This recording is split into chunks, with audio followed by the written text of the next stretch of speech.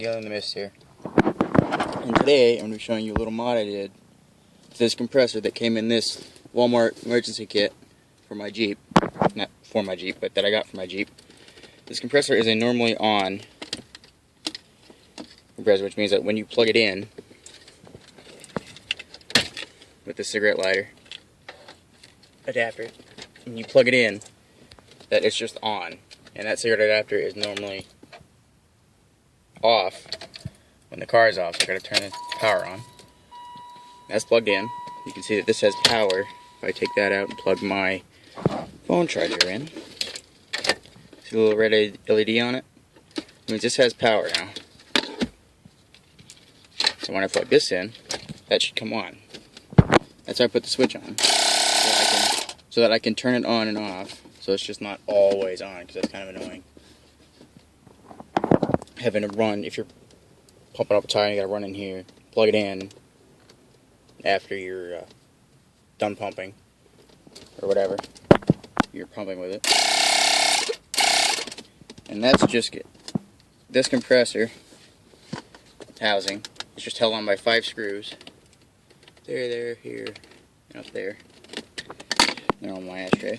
Now if I take this off, if I can do it one-handed, probably can't. So can I do this? I don't know if I can do this. Almost. It's half. There we go. You can see the guts of the compressor. You got the little electric motor. That's geared down to this little cylinder with a piston. And so for the motor, for the switch, I just drill a hole in the side. I know that's kind of crooked because that's the only switch I had without going to buy one. And this little gap here isn't big enough for that nut to go on, but it's big enough for it to go on hold without being flush. So that's just how it is. I just drill the hole, screw that in, and then I ran the power from here, which is the center conductor on this. That's the power one. That's the hot one. And you can either use a meter, the one I have right here.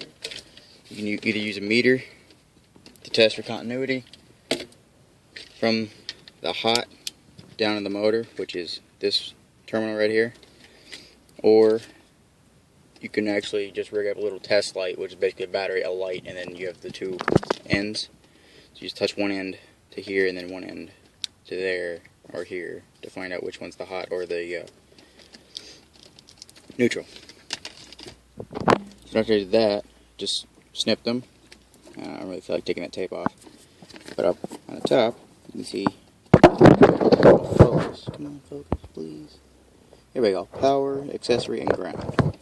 What the power does is that's what the power's coming in. The accessory is whatever the switch is running. So in this case, it'd be the electric motor. And the ground is just for the light that's in the switch, which doesn't really work because this motor, the electric motor, draws too much current for the light to work. It might flash if you can see it. It'd help if I had a plug in. Okay. See if it flashes for you. Yeah, I think you guys saw that.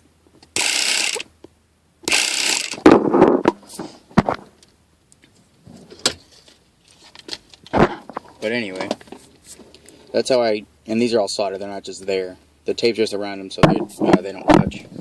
If you're doing this, make sure nothing's going to be hit, or that this sprocket isn't going to hit anything.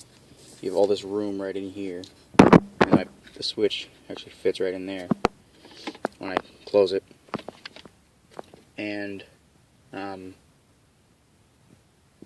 know, what else did I want to say? Focus. Focus. And this compressor is just the compressor. There's no PSI gauge on it.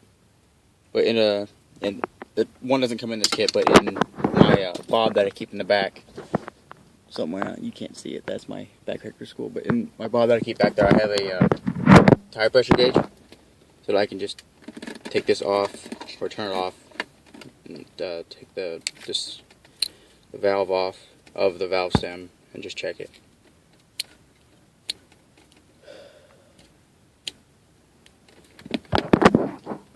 And that's about it, guys.